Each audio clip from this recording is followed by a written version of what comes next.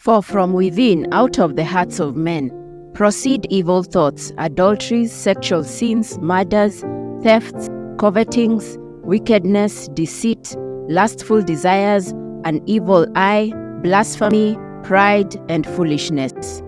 All these evil things come from within and defile the man. Mark chapter 7 verses 21 to 23. Hi fam, Jesus is the reason for the Christmas season. Welcome to our Mark Christmas special. We read the Gospel of Mark, one chapter a day. Today, we are reading Mark chapter 7 and reflecting on it. Check out the previous episodes. Even if you are catching this episode days, weeks, months, even years later, the Word of God is ever fresh and I encourage you to listen. I will be reading from the World English Bible, but feel free to follow along in whatever accredited Bible version you prefer. The World English Bible sometimes refers to God as Yahweh.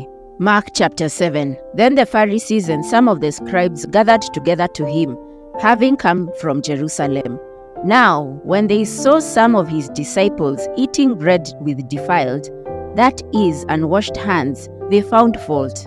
For the Pharisees and all the Jews don't eat unless they wash their hands and forearms, holding to the tradition of the elders. They don't eat when they come from the marketplace, unless they bathe themselves, and there are many other things which they have received to hold to, washing of cups, pitchers, bronze vessels, and couches. The Pharisees and the scribes asked him, "Why don't your disciples walk according to the tradition of the elders, but eat their bread with unwashed hands?" He answered them, "Well, did Isaiah prophesy of you hypocrites, as it is written, 'These people honors me with their lips, but their hearts is far from me.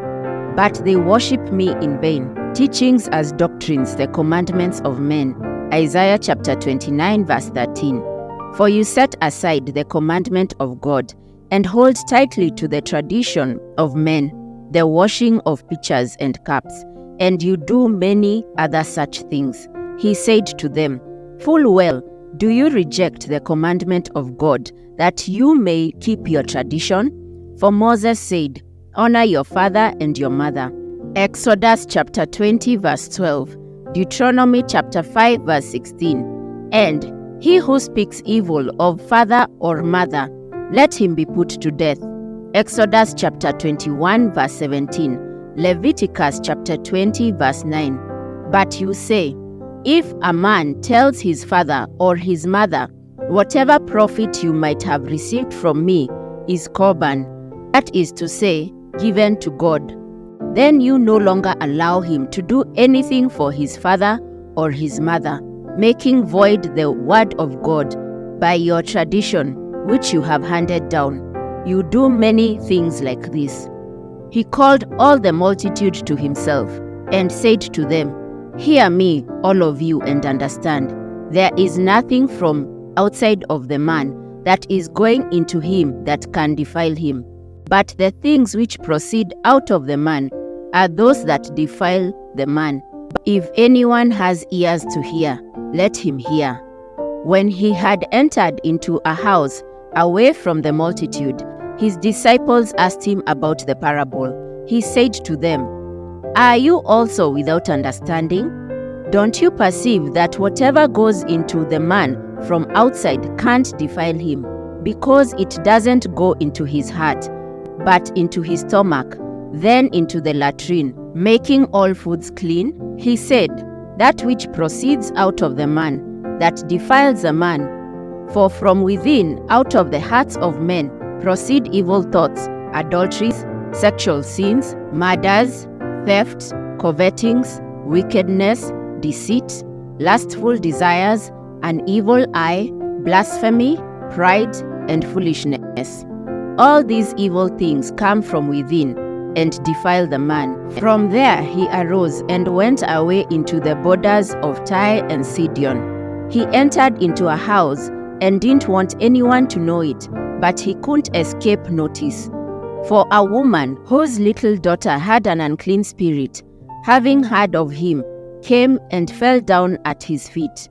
Now the woman was a Greek, a Syrophoenician by race. She begged him that he would cast the demon out of her daughter.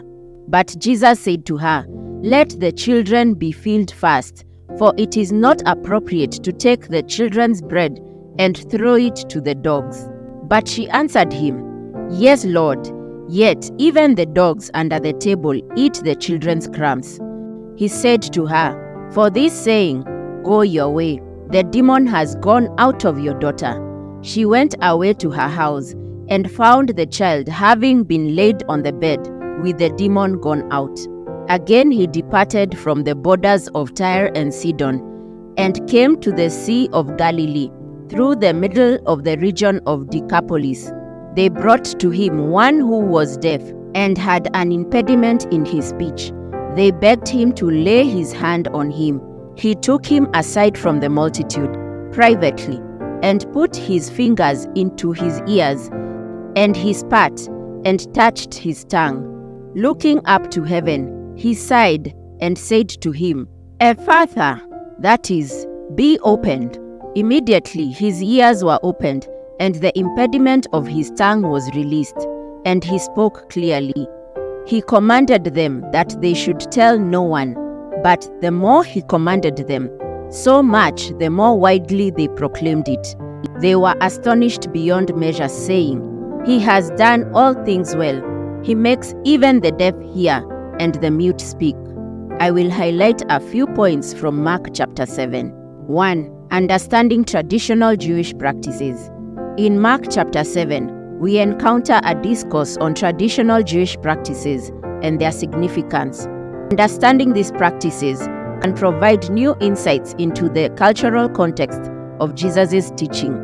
One such practice is ritual hand washing, where Jewish people would ceremonially wash their hands before meals. This act symbolized not only physical cleanliness but also spiritual purity, highlighting the importance of holiness in daily life. Moreover, these dietary laws outlined in the Old Testament play a significant role in traditional Jewish practices. The concept of kosher food goes beyond mere dietary restrictions. It is a symbolic reminder of God's covenant with his people and emphasizes the idea of separation from impurity. Appreciating these traditions allow us to engage more deeply with the cultural framework within which Jesus lived and taught, shedding light on his interactions with religious leaders and followers who held these customs dear. Furthermore, delving into traditional Jewish practices offers an opportunity to recognize the rich tapestry of customs that shaped ancient society. These insights foster a deeper understanding and appreciation for how faith was intricately woven into everyday life, guiding individual actions and communal norms alike. Consequently, reflecting on traditional Jewish practices encourages us to approach biblical passages with greater sensitivity to their original context, enriching our comprehension as modern-day readers seeking to glean timeless truths from these ancient texts. 2. Interactions with religious leaders. In Mark chapter 7, we witness Jesus engaging in thought-provoking interactions with religious leaders of his time.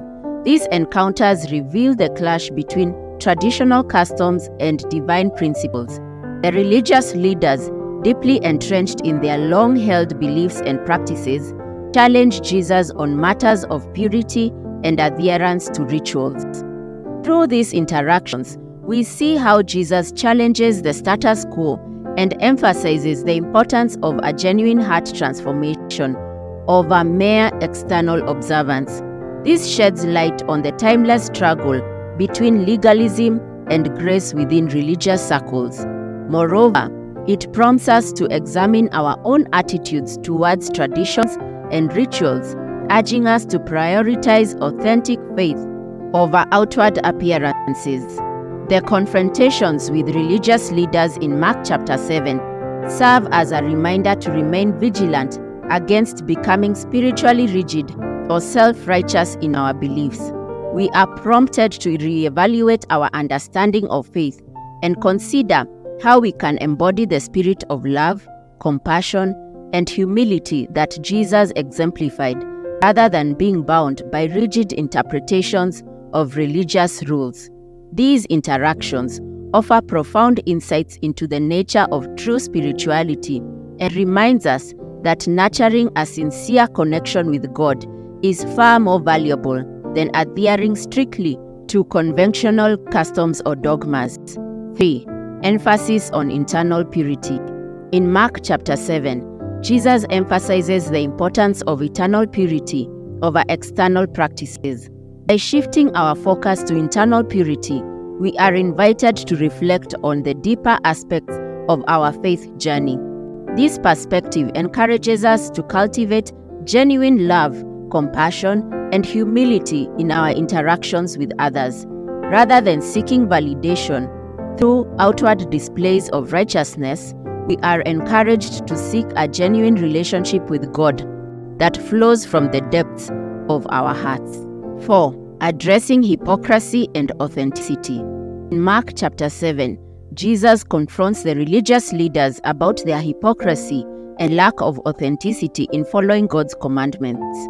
The passage emphasizes the importance of aligning one's words and actions with true intentions rather than performing rituals for the sake of appearances. This timeless message resonates with us today as we navigate a world filled with societal pressure to conform and project an idealized image. Addressing hypocrisy requires deep introspection and a willing to challenge societal norms that may lead us astray from our authentic selves. It prompts us to examine our motives, question our behavior, and strive for genuine connection with others. Authenticity involves embracing vulnerability, owning our imperfections, and living in alignment with our core values. By heeding Jesus' call to authenticity in Mark chapter 7, we are encouraged to cultivate humility, empathy, and integrity in all aspects of our lives. 5. Relevance to modern Christian living.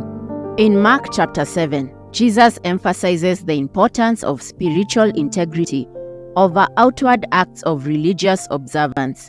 This message holds significant relevance to modern Christian living, where it's easy to fall into the trap of performance-based faith.